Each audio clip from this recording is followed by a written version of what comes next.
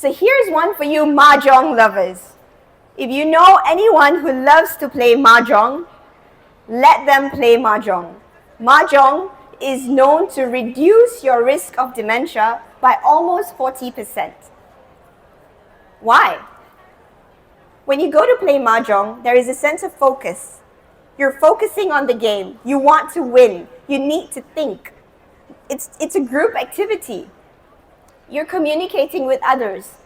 You're getting to know other people. You're laughing, you're exchanging, you're communicating. You're making meaningful connections. That is a whole part of the activity. So the next time your mother, your wife, your mother-in-law wants to go and play mahjong, let them play. Better still, go join them. There's something called a healing touch. And this has existed for a very, very long time. There's so much of research done in the medical field that show that doctors who appropriately touch their patients heal faster. A doctor that pats you on the shoulder and says, it's going to be okay, you're going to be fine, that patient will heal much faster than a doctor who simply prescribes medication. And this is where we have a problem. We no longer touch. We no longer communicate. We no longer interact.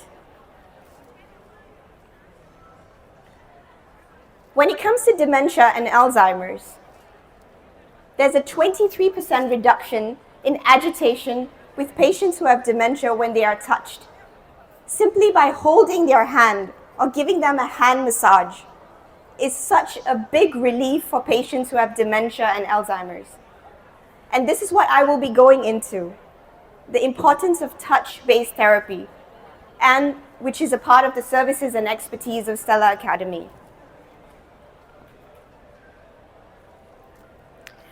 There's something like hugging, kissing, that we no longer do. And this, we have to go back to the basics, to the fundamentals. I used to work and live in France. And one of the ways French people greet each other, which I found absolutely fascinating, was that they would hug each other and they would give a peck on the cheek. Depending on which part of France you come from, it could be one kiss or 2 pecks or 3 pecks or 4 pecks. But every time French people meet, they would touch, they would hug. And this was something that became such a big part of me when I lived and worked in France. And if I compare that when I was working in Singapore, where people are too busy making money that they can't even look at you to say hello, I felt far more socially isolated in Singapore than I did in France, which is interesting, right? Because I'm an Asian. So I'm here to ask you Penangites, are you more French or are you more Singaporean? Because as a KLite, I can say that I think you are definitely friendlier than people in KL.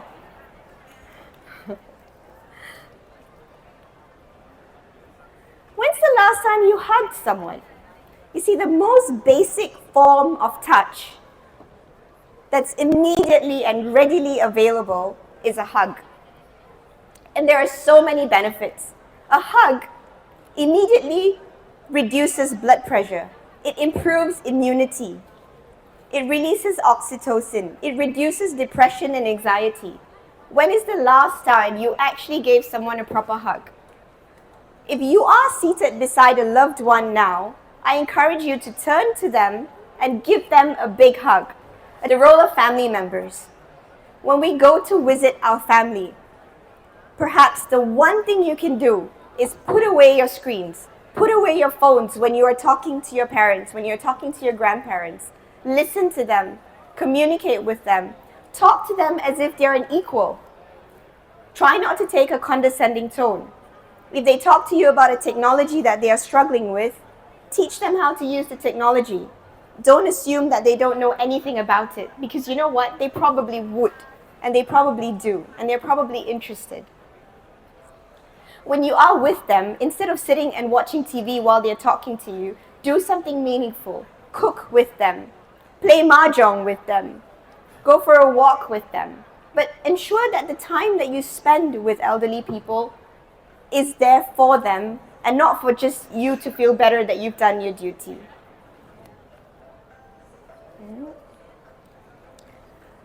Neighbors. We play a big role in ensuring that as a society, we remain connected. When we hold little things like little potlucks, include the elderly. I think one thing that we forget when we think about elderly people is that they have a lot of wisdom. They have a lot of experience. And we forget, we think that as younger people, just because we're more active, we know better. When as neighbors, we organize activities, include the elderly people. Ask them for their advice. Get them to participate. They have the time. Check in with them. If you notice that there's somebody elderly living in your neighborhood, check in with them. Be mindful, be a bit kepo, you know? Like, just get to know them a bit more.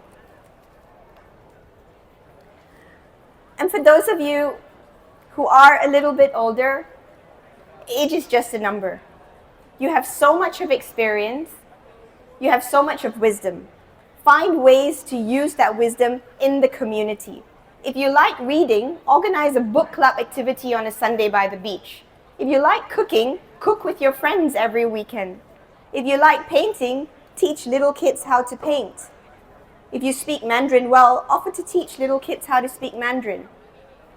Get yourself active in community. I'm going to end my presentation on a personal note. This is a man that I've known my whole life. I grew up watching my father work really, really hard. In fact, my sister and I used to say that the reason that we are workaholics is because we watch my father work.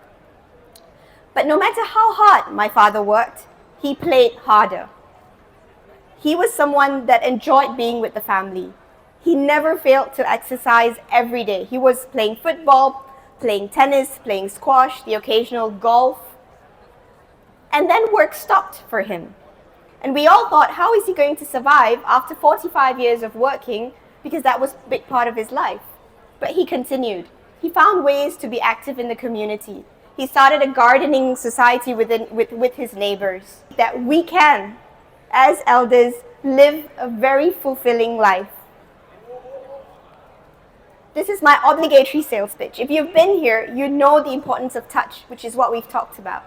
Now, the booth to my right, where the beautiful ladies will be in their kabayas, there are so many promotions, but it takes as little as 3 hours to learn an important skill such as massage, which is very useful in helping those with dementia and Alzheimer's.